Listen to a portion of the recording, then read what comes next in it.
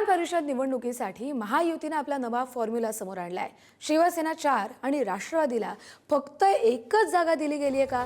विधान परिषदेच्या निवडणुकीसाठी महायुतीमध्ये बैठक सत्र सध्या सुरू आहे। 17 जागा विधान परिषदेच्या आहेत आणि या 17 जागांपैकी शिवसेनेला 4 आणि मित्रपक्ष असलेल्या राष्ट्रवादी काँग्रेसला फक्त एकच जागा दिल्याची चर्चा सध्या रंगली आहे।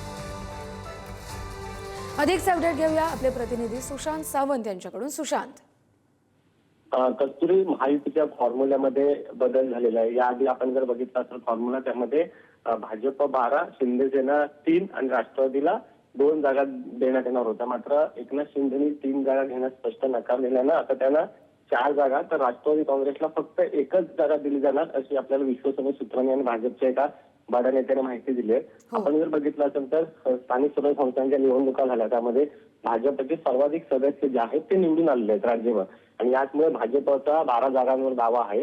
आता जर आपल्याला जी माहिती मिळते त्यानुसार राष्ट्रवादीला कोणती जागा सोडणार आहे ती फक्त रत्नागिरी, सिंधुदुर्ग आणि रायगडमध्ये म्हणजे अनुचित तटकरे हे पुन्हा एकदा विधान परिषदेवर जाऊ शकतात।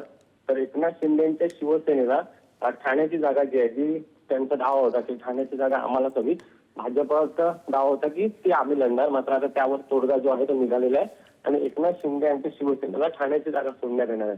त्यामुळे एकनाथ शिंदेच्या शिवसेनेच्या वाटेला 4 विधान परिषदेत जागा येतील तर भाजप 12 आणि अजित पवार यांची राष्ट्रवादी अशी 1 जागा असा फॉर्म्युला जो आहे तो निश्चित झालेला आहे। आज रात्री कदाचित तिन्ही नेत्यांमध्ये बैठक होऊन हा फॉर्म्युला निश्चित केला जाणार आहे। बरोबर, त्यामुळे 12, 4, 1 असे हे समीकरण आहे। यात काही बदल होतात की हे असंच राहतं हे देखील तुमच्याकडून जाणून घेऊ। धन्यवाद सुशांत, तुम्ही दिलेल्या सविस्तर माहितीसाठी।